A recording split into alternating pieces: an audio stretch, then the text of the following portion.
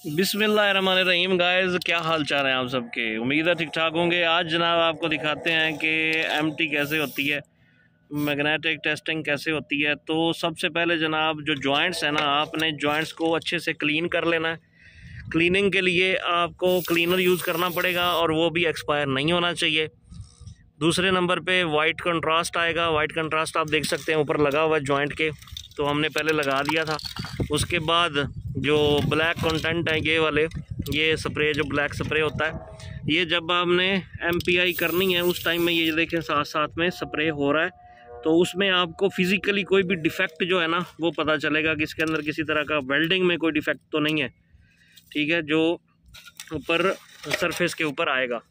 तो अगर कुछ भी आएगा तो जैसे पहले कैलिब्रेशन करने के टाइम पे वो वहाँ पे ज़ाहिर हो जाएगा। जब आप एमटी करेंगे तो उस टाइम में ज़ाहिर हो जाएगा कि यहाँ पे कोई ना कोई डिफेक्ट है, तो उसको हमें रिमूव करना पड़ेगा, ठीक है। उसके लिए आपको एक तो जो आपकी योक है जो आप यूज़ कर रहे हैं ये कैलिब्रेटेड होनी चाहिए, ठीक है। ये देख सकते हैं हनी भाई के हाथ में, तो ये कैलिब्रेट होनी चाहिए। उसके बाद आपका जो टेक्नीशियन है जो परफॉर्म करेगा ये एनडीटी इंस्पेक्शन जो टेस्टिंग करेगा वो भी क्वालिफाइड होना चाहिए और कंपनी से अप्रूव्ड होना चाहिए।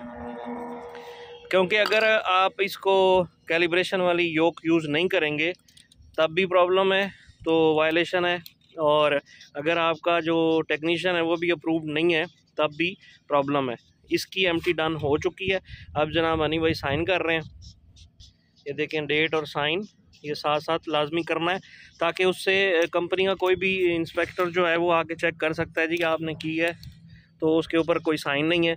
तो साइन और डेट लाजमी मेंशन होनी चाहिए ताकि पता चले कि इसकी एमटी हो चुकी है, ठीक है जी। एमटी मैग्नेटिक टेस्टिंग है जो एनडीटी में आती है, और ये भी एनडीटी की जैसे एक टाइप है, जैसे पीटी है और यूटी है और आरटी है, इसी तरह ये एमटी है। अब इसकी हो चुकी। अब जनाब उससे पहले जो सबसे पहले जो आपने प्रोसीजर करना है वो सबसे पहले तो रिक्वेस्ट बनती है ना। तो रिक्वेस्ट जब आपको मिल जाती है उसके बाद आपने जॉइंट वेरीफाई करने होते हैं। वेरीफाई करने के बाद आपने उसको, हमने जैसे ये वाइट पट्टियाँ बांध दी थी उसके ऊपर रिक्वेस्ट का नंबर आगे जॉइंट नंबर भी सीरियल नंबर दे दिया था ताकि इजी रहे हमें ढूंढने में ना, ठीक है।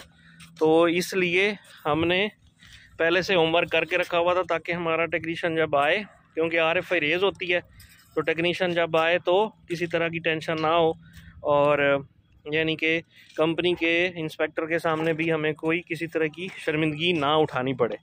इसलिए ये सारी चीज़ें आप लोगों ने पहले करके रखनी है, ठीक है।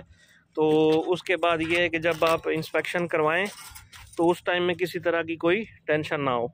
ये हमारे स्पूल्स जो हैं वो रेडी हो चुके थे, उसके बाद इनकी एमटी रहती थी, तो वो आज हम वो एमटी करवा रहे हैं, ठीक है जी। तो यहाँ पे आप देख सकते हैं ये है सॉल्वेंट क्लीनर, इसको बोलते हैं सॉल्वेंट रिनीजर भी बोलते हैं, क्लीनर भी बोलते हैं। ये सॉल्वेंट क्लीनर है, ठीक है। इससे पहले आपने जॉइंट को साफ़ कर लेना है। उसके बाद जो है आगे फिर ये वाइट कंट्रास्ट है ये अप्लाई करना है जैसे पहले मैंने आपको बताया। उसके बाद जो है ये ब्लैक मैग्नेटिक इंक है, इसको अप्लाई करना है ताकि जब आप योक लगाएं तो उस टाइम में आपको जो भी डिफेक्ट है वो नज़र आना चाहिए। तो इसके पीछे एक्सपायरी डेट वो भी चेक कर लेनी है। तो इसकी एक्सपायरी डेट है मार्च 2023, तो वो भी एक्सपायर नहीं होने चाहिए। अगर आपके ये एक्सपायर होते हैं स्प्रे तो भी आप एमटी नहीं कर सकते, ठीक है। तो ये है इसकी डिटेल एमटी की। अगर आपको कोई भी किसी तरह की यानी कमेंट में आप कोई क्वेश्चन है तो वो आप मेंशन कर सकते हैं, तो हम आपको कमेंट्स में जनाब ज़रूर रिप्लाई देंगे।